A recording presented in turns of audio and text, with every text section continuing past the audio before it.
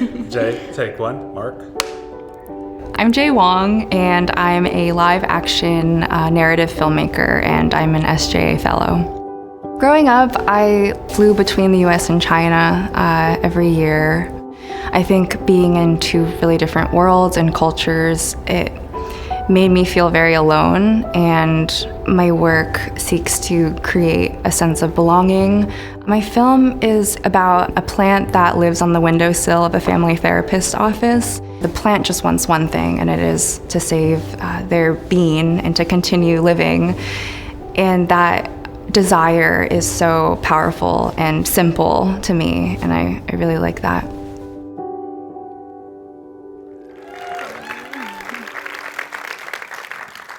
Hi guys.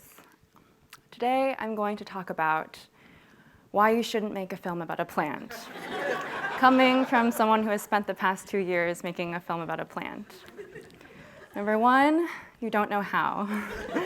So my short live action film is about a bean plant who tries to rescue their lost bean in a chaotic family therapist office. I had no idea how to make this plant, but I had extremely high expectations for it. It had to look real, match my concept art of a made-up plant, and sustain several stages of growth. We looked into many different approaches for building this plant, from building a plant puppet with different materials to creating a CGI plant, but they were all missing a quality of aliveness and presence that was really important, especially in this live-action world where I wanted the plant to feel just as real as the humans. So I decided to just grow some real plants and see what would happen. Number two, plants are unruly creatures. So I grew a greenhouse, and this was part of my casting process. There were some days where I thought I found the one. Like these two, I feel like had main character energy, definitely. But in the next couple of days, they started getting really demon-like and discolored, and I realized I could not rely on them for the film. But this failed experiment reminded me of what I love about plants. You can see their intentions, desires, entire histories, and their struggles all reflected in their bodies. They're frozen in motion to our eyes, but even in the stillness, there's a story. So watching these plants grow, I found a new compass for the film. Instead of aiming for this idealized version of what I thought a real plant was, this was my old concept art, what I was really interested in exploring was the plant's strange manifestations of survival as it changed and adapted and evolved. And this was my revised version of the concept art. Number three, you'll meet some plant-obsessed people. Around the time that I clarified the core of my film, I ended up finding exactly the people that I was looking for from the beginning. There was Julia, who made these super detailed custom clay plants using molds from real plant leaves, and Chris, who shot these incredible macro plant time lapses and videos. I always knew that the people I needed were out there with as strange obsessions as me, but I had to put in the work beforehand to figure out exactly what I needed from them and how to work with them.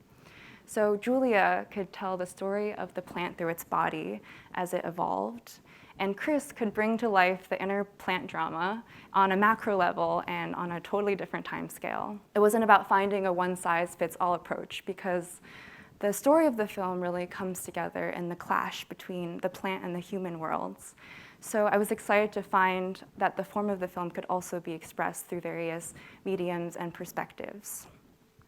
So now I had an amazing team, a plan of action, and all that was left was to actually make the film. Number four, you'll run out of time. So a week before the shoot, this was pretty much my state of mind. I was putting out fires, and I'm making a lot of quick, last-minute decisions that would be forever crystallized on screen. Time was speeding up, and after years living with this film, it would be all over in a second. So I decided to experiment with something to slow down time. Every morning on set, I led my cast and crew through a short meditation. It's a strange place to meditate on a film set, but I wanted to create space, even for just 5 minutes, for us all to just breathe together. And looking back on the shoot, these are the moments that I remember with the most clarity and fondness.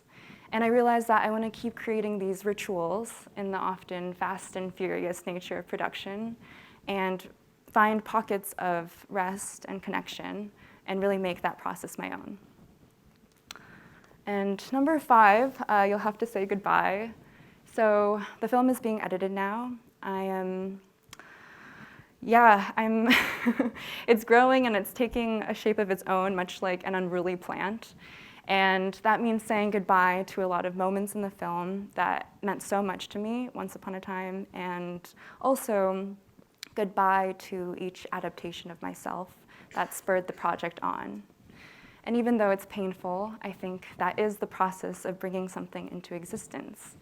It's thanking everything that connected me to the project and nourished the project, and eventually cutting that umbilical cord so that the film can come alive. And what I'm left with is a deeper understanding of the kinds of stories I want to tell, how I want to tell them, and how to collaborate with unruly living beings. And it's all thanks to this plant. And it's all thanks to also the SJA team, all the other fellows, the advisors, everyone that I crossed paths with directly and indirectly over this past year. Thank you for creating such a beautiful community. I don't think I would have learned as much or created as much or dared as much without you guys, so thanks.